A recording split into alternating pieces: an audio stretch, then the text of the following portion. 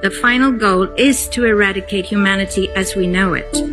Once you understand the final destination, it becomes much easier to look back and identify the psychological conditioning, the biological tampering, the cultural grooming, and the educational prepping that we have been subjected to for decades in preparation to making us accept a post-human future.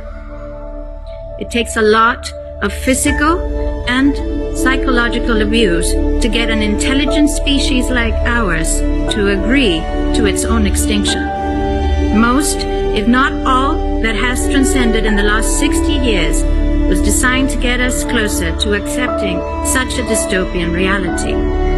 Whether you care to accept it or not, we live in a hyper-controlled matrix where our perception of reality is meticulously planned, managed, and executed in order to control and steer us in whichever direction they wish. And the direction is a post-human world. For this, they first needed to destabilize, dehumanize, and demoralize humanity through every means possible.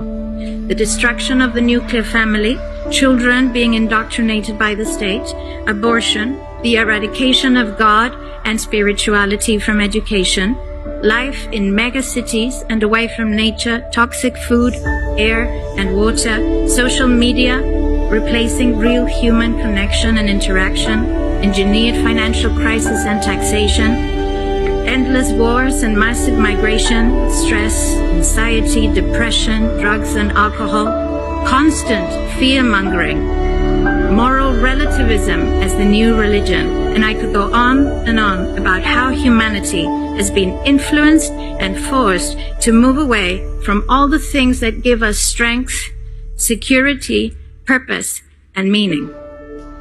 A weak, immoral, disconnected, ignorant, and unhealthy population is an easy target for the next stage, the creation of an entire generation of androgynous beings. Masculinity is under attack psychologically, culturally, and biologically. Women are being replaced in sports, entertainment, and politics by men pretending to be women. And children are being indoctrinated at school to think that gender is a choice. The transgender movement is not a grassroots movement. It comes from the top. It has nothing to do with people's freedom of expression, sexuality, or civil rights. It's an evil psyop with a clear agenda to get us closer to transhumanism by making us question the most fundamental notion of human identity, our gender.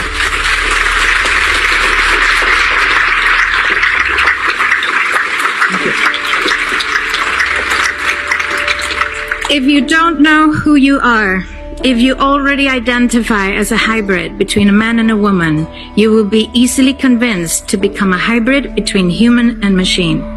Gender ideology is the 2 + 2 = 5 from George Orwell's 1984 dystopian novel. It's the final test to see whether we will follow the most absurd party line towards our own extinction. But 2 + 2 = 4. And no matter how you choose to dress, call yourself, or change your physique, will not change that. The sad reality, though, is that in the gaslighting process to get us closer to a post-human future, they have mentally and physically harmed an increasing number of children and young people, and it's only getting worse. This must be stopped.